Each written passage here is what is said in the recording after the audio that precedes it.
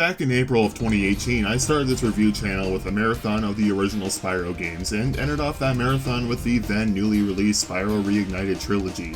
Since then, I have improved immensely, and the game itself has been patched and even ported to other platforms, including the Nintendo Switch and PC. So I thought it was about time to finally make a video covering this stuff, especially since now I actually have a good PC and I can now record the game in a full 1080p 60 FPS with full settings. But don't get used to my videos being at 60 frames per second because those file sizes scare me. Oh, and I guess I should also say this isn't going to be a full-on review. I already did that a couple of years ago. This is just going to be an extra video covering the stuff that wasn't, there to talk about when my original video came out. So I guess this is part of a new series called BB64+. I don't know how frequently I'm going to make these videos, probably not that often, but hey, whatever. Anyway, video time. Now this is where I should just tell you to watch my old Spyro videos to get my full opinions on the original and Reignited, but they're my earliest videos I have, so I kinda hate them. I had to go back to my original Reignited video for this video, and oh my god, my monotone voiceover, I can't stand it! So instead of forcing you through that, I'm just going to quickly explain my opinions on the originals and Reignited. If you are somehow unaware, the original Spyro games are some of the best 3D platformers you can possibly play. These are easily some of my favorite games ever, and I'm sure nostalgia plays a part in that, I won't doubt that, but I assure you, these are top-notch games and absolute must-plays either way. If you like 3D platformers, you're doing yourself a disservice by not playing these games. They are so good. Anyway, after the success of the Crash Bandicoot Insane Trilogy, Activision got the developers Toys for Bob to remake the original Spyro trilogy, but it unfortunately was a rushed project, making the game a pretty unpolished experience, and they even skipped out on some platforms at a time that people wanted. Spyro 1 and 2 weren't perfect, but I didn't find the glitches to be that intrusive in those games, but I absolutely did for the third game. The glitches alone made me very hesitant to say Spyro 3 Reignited was better than the original, despite it having improvements in many other areas, such as the graphics or controls. Since then, a major patch has been released that fixed the more glaring glitches, and the game is available on more platforms, and that is what this video is about, along with some extra stuff. First off, I should probably talk about the changes and fixes that were brought to all platforms. Motion blur can now be turned off, which is great because Reignited way overdid it, to a point where a lot of people claim they felt sick. I wasn't one of those people, but man, I can see it. This game does run in 30 frames per second, so the game will look a little more choppy, but I think it's worth it for a much clearer picture. A lot of the more game-breaking bugs were patched, which makes areas like the Tiki Lodge in Spyro 3 far more playable. The original release had this really nasty bug where the screen would just go black whenever I went to this specific spot that I had to go for some gems, and I had to kill myself to get the vision back, and that happened every time I went there.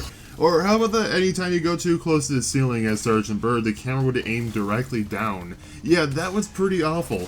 Both of these issues have since been patched, and I do very much appreciate that. They're kind of inexcusable and shouldn't have been in the game in the first place. There was also that one issue where the game ran at the fraction of the speed it should have in Fireworks Factory and Charm Ridge, and it seems to be gone too, which is great, but again, that shouldn't have been a problem to begin with, and I really hate how rushed the original release was. The game still isn't bug-free or anything, I still had some weird stuff happen to me in this playthrough, but it's far better, and the bugs that are there are a whole lot rarer and nowhere near as bad, unlike the bugs that were in the initial release, which were unavoidable in a lot of cases. The only thing that they really should have fixed, but didn't, was the skateboarding. That's just as jank as ever, making any challenge related to it so much worse than what the original was. Like, I promise I'm not that bad at this. They also added subtitles, which is a very appreciated addition. I remember Activision claimed they weren't in because they're not considered a standard, and yeah, they are. I really can't think of that many games that don't have subtitles nowadays. You know why? Because they're an objectively good option to have. They're just a good accessibility feature. I mean, they're in the game now, but I don't know, it just kind of bothers me that Activision said that. Like, come on. The game also takes up about half of what it used to. It used to take up around 60 gigs, but now it takes up only around 30, which is great and all, but that kind of really irritates me because of the fact that day one copies were incomplete, so you had to download a pretty big update to play all of Spyro 2 and 3, because PS4 and Xbox One Blu-ray discs just can't hold that much data. When this was a more hotly debated topic, most people who were defending it would say something like, you can't feasibly compress the game that much, and I never really thought that was true. but I was never 100% sure because I'm not a game developer. It turns out it was completely true, and yeah, they could have absolutely put it all on one disc if they just delayed the game a little bit. I'm sorry if you don't care about this, I do. Preservation is really important to me, so I just don't like seeing stuff like this. At the very least, newer copies on PS4 and Xbox One do contain the full thing. It's just kind of a hassle figuring out which one is a new copy and which one isn't. There are also a few cheat codes we didn't know about when I released my original video. They were already in the game, it's just that no one found them yet. The first is the ability to turn the permanent super flame on or off in Spyro 2. If you don't know or need a refresher, the permanent super flame was an award for getting 100% in Spyro 2, which is super neat, but it also kind of breaks the game, so I tend not to play with it on. Anyway, without knowing that cheat, you would have to play it on a whole other profile in order to play the game without it. And I mean, I love how they made it more obvious you can play through the whole game with this super flame. A ton of people still don't know you can do that in the original, but it should be an option. But with this cheat, you can turn it off whenever, but that shouldn't be hidden behind a cheat code. You should get a message when you start up a new Spyro 2 save asking if you wanted a super flame, but at least you don't need to play on a whole new profile like I originally thought. There's also the Retro Spyro cheat. It's a code that swaps Spyro's model with a PS1 inspired one, and I think this model is really ugly if I'm being honest. The textures are so much worse than what you should expect from a PS1 game. The colors just look off to me, and his eyebrows are kinda massive. Like, his massive eyebrows work in the original because they floated, but here they're connected to his head at all times, so they just look weird. I think it would have been way better if they just stuck the original PS1 model into this. It would have made way more sense for what the code is going for, and the original PS1 model is just a lot better. I don't want to complain too much because obviously they didn't have to do this, but that also doesn't mean the code is above criticism, so yeah, it's ugly, I'm sorry. The only code that is actually new would be the Pride glasses. I personally don't like the way these look, but I'm sure a lot of people are just happy to see a series like Spyro show its support for the LGBT community. The only thing about this code is that it's only available on the Switch port, and I think it's because the Switch port is a slightly newer version. Of the two ports that were released way later, the Switch port was the one that was done in-house. And I noticed a couple glitches still work in every other version except the Switch version. It's kind of weird that they never updated the other versions to include the Pride glasses, but hey, at least that means I can easily jump out of bounds at Clifftown. The Switch port overall is crusty. Don't get me wrong, I still had a lot of fun and it's perfectly playable, but maybe don't play this port if you care about graphics, like, at all. The resolution can go as low as 432p in handheld mode, and the frame rate struggles a lot more than other ports. I find it never went too low. It was always playable, but still pretty distracting. Except for Desert Ruins. The game pulls an Enter the Dragonfly there and tanks incredibly hard whenever you kill an enemy. At least in handheld mode. In docked mode, I find that the frame rate was a lot better.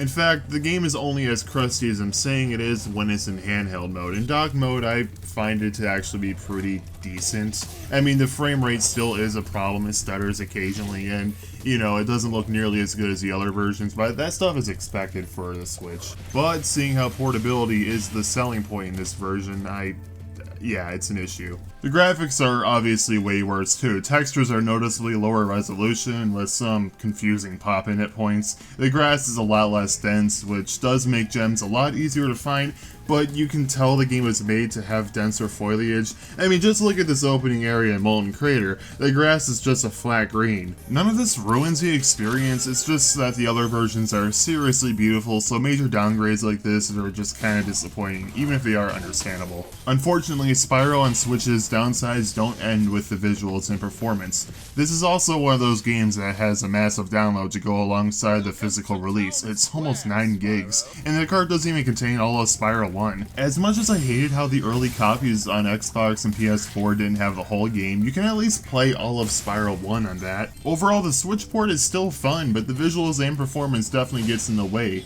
If you only have a Switch, don't care about graphics, or just love portability, then the Switch port is worth getting, but if you do have another way to play it, maybe go for whatever that port is. Personally, I'm just happy to finally have these games portably. The lower end graphics were expected with this port, I just didn't think the game would have to suffer from this many downgrades. I mean, both Crash games look pretty comparable to their more powerful counterparts, but I suppose Spyro has more going on. If you want higher graphical fidelity and the original release's target frame rate of 30 disappointed you, then the PC port is for you. I normally don't mind 30, in fact, there's a lot of games where I really just can't tell the difference, but Spyro is not one of them. A game feels so much nicer to play in 60, and the nice thing is your PC doesn't even have to be all that powerful to even play the game at 60 in most levels. I first played this game on my old PC, which wasn't nearly as good as a PlayStation 4, and even I was able to play in 60 most of the time. At the cost of visuals, but I actually found it still looked good most of the time. It was mostly just dark cave areas that didn't look good because they were like oddly bright, but that's about it. I was honestly really impressed with how well optimized this game is. I couldn't even get Sonic Forces running properly on that thing. I now have a much better PC, so I was able to play this game in full settings, 1080p, 60 frames per second, all while recording through OBS. Except I wasn't actually on full settings. For some reason, you have to go find a text document in the game's files in order to play with the highest resolution textures. I already knew this, but I guess I forgot to do this. I don't know, I swear I did though, I guess I just didn't save. I don't know. So if the texture resolution looks low to you, that's why. I personally really can't tell the difference, so I'm not going to stress out too much, but there probably is some difference that I don't see. Either way, you really shouldn't have to find a random text document in the game's files in order to play at the highest settings. That's really dumb. Why isn't that just in the game itself? One of the nicer things is the load times are so much better. They're basically instant. I'm not even playing this game on an SSD, the levels load ridiculously fast. Meanwhile on PS4, every load screen is like 20 seconds. As nice as playing this game in 60 is, there are some downsides. The most understandable is that pre-rendered cutscenes are stuck at 1080p 30 FPS, for obvious reasons. And unfortunately, most cutscenes are pre-rendered, so you're not going to see any kind of graphical boosts on PC. The less understandable stuff would be like, sometimes the Norks will just slide around artisans because their animations break, or in Alpine Ridge there is a chance that the door will just not open, so you have to like go in the game's menu and switch to 30, and that is so dumb. And can I just say, abruptly switching from 60 to 30 in a game like this is gross. I can very easily get used to 30 after no time at all, but if I was just playing the game in 60 for like an hour, it looks pretty bad to me. Spyro's jump is also slightly shorter and higher frame rates, which is almost never an issue, except when it is. It's mostly just an issue if you want a sequence break in Glimmer or Sunny Beach, so again, back to 30 and you. But for casual players, it'll only be an issue in Mystic Marsh because this ledge by the river is slightly too high. So you can't just jump out of it, at least not without going out of your way, or again, switching back to 30. I would love to see this stuff patched, but I seriously doubt that would happen at this point. We can really only hope for a mod to fix this. Oh yeah, mods. These are the real reason I play on PC at all. There's actually some pretty cool mods for this game. The modding community isn't nearly as big as it was when the game first came out, but we still got a lot of good stuff in that time. There's a lot of small stuff, like one that makes it so Spyro yells out "Ouch!" when he charges into a wall like an Enter the Dragonfly. There's also one that brings back the old, objectively better monk chant. Another one that changes Spyro's colors to be more accurate to the originals, and one that I really like that just slims him down. If you remember from my original video, Spyro's body size is my only issue with his Reignited design, so this Spyro model is perfect in my eyes. But it unfortunately doesn't affect the pre-rendered cutscenes for obvious reasons, and that goes for every mod in case you didn't already know. There's also a lot of other mods that just change small aspects of character designs that some people just weren't too keen on. Like, there's a mod that amputates all of Sparks' legs and plucks his teeth called My Legs! I personally don't have a problem with that stuff, so I don't care for this mod, but I love the name, so I downloaded it anyway. There's also a mod that improves on two very specific aspects of Alora's and Bianca's design called Alora's Fawn Bags and Bianca's Big Bouncy Bunnies, respectively. Bunch of weirdos. See? I told you guys I downloaded them for research purposes. You people didn't believe me. There's also a bunch of other skins for Spyro, like a Minecraft and a skeleton one. One of my favorites is this one inspired by the Snatcher from A Hat in Time. It is so beautiful. There's Winter Guardian Spyro from Crash Team Racing. Oh, and whatever this is. There's even different Spyro models from different games. We got a Hero's Tale, The Legend of, and even PS1 Spyro. There was even an alternate version of this mod that just replaces that ugly retro model from the vanilla game, and I am never turning that off. But what if you don't want Spyro? Well, we also got Flame and Ember from A Hero's Tale, both reimagined beautifully for Reignited, and even Cinder from the Legend of Spyro games. There's actually a few different Cinder mods floating around, but this one's my favorite because it's based off of some fan art the Reignited concept artist did. Even as someone who honestly has a pretty low opinion of the Legend of Spyro games, I have to admit how great she looks here. And there's even a separate mod that redubs all of Spyro's lines to be Cinders. That is really cool. They really went above and beyond with this. Everyone still calls you Spyro, so that's kind of weird, but whatever. Hey, if you don't want to even play as a Spyro character, then we also have a playable Nintendog in Scooby-Doo. Okay. There's plenty of mods that also change the gameplay too. One of my favorites is the Character Swapper. It allows you to switch to any character from Spyro 3 across the whole trilogy. You want to be Sergeant Bird in Artisans? Go ahead. Want to be Bentley in Aquaria Towers? I'm not sure why you would, but that is in fact an option. Want to be Agent Ratchet in Molten Crater? Nothing's stopping you. This mod is so much fun to mess with. I especially love switching characters in water, even if I don't think the game ever expected you to do that. You can also use Sergeant Bird to just boundary break to your heart's content, but I think the Free Flight mod is better for all of that. You can activate Free Flight whenever you want, fly miles away, and get lost in Endless Sea because this mod also has invincibility, and why did they make North Cove Sea so massive? I'm gonna get endless joy from just going out of bounds and doing whatever. There is so much to see, like this placeholder texture in Zephyr, or these gigantic mountains in Bruce Harbor. The actual level looks so puny when you decide to go back. You can even go inside the door in Artisans everyone was speculating would contain a DLC portal, but never did, and yes, that is a huge reason why this video took a year and a half to come out. There's some other cool stuff in the works, like a multiplayer online mod. This one isn't out, and I'm honestly not sure if it ever will be, because we haven't gotten an update in ages, but hey, I love the fact that it exists to any extent. Multiplayer Spyro Online, I love that idea. As for stage mods, there really isn't a ton. The only ones I could find would be Bob-omb Battlefield from Mario 64, Arid Sans Night from Sonic Unleashed, an area from Half-Life that makes me want a Gordon Freeman over Agent 9 mod, and a PS1 Glimmer mod called Glimmer Re-Extinguished. There's also something similar to Artisans, but it actually adds some new level design.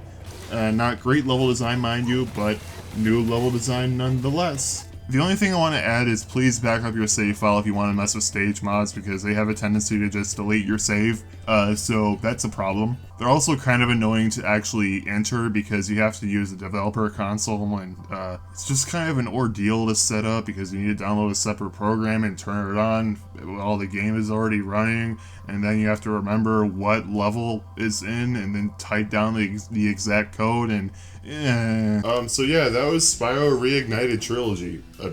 Again. Overall, the patch really improved this game immensely. It is so much better than it was when it first came out. It's still not perfect, but overall it's still a pretty great remake, and like I said before, these are some of my favorite games ever, so if you're a fan of platformers, please play this game. It is so good. And if you have to play the Switch port, like yeah, it is a crusty version of the game, but it is still playable and it's still a lot of fun. Plus, it's just cool to have a portable version of this game. But I will say, if you can get it on PC, get it on PC. The mods are fun, the higher performance is nice. That's about it, but I think those are really good reasons if I'm being honest. So, yeah, either way you play it, please. So my next video is probably somewhat easy to predict. Yes, I'm going to be reviewing Battle for Bikini Bottom Rehydrated. At the time of filming this, that comes out in like 3 days, and oh, I am so excited. I can't believe that game is coming out. I even straight up said I didn't think that game would ever happen in my original Battle for Bikini Bottom video. Anyway, I'll cover that later. Anyway, see you guys then. Bye.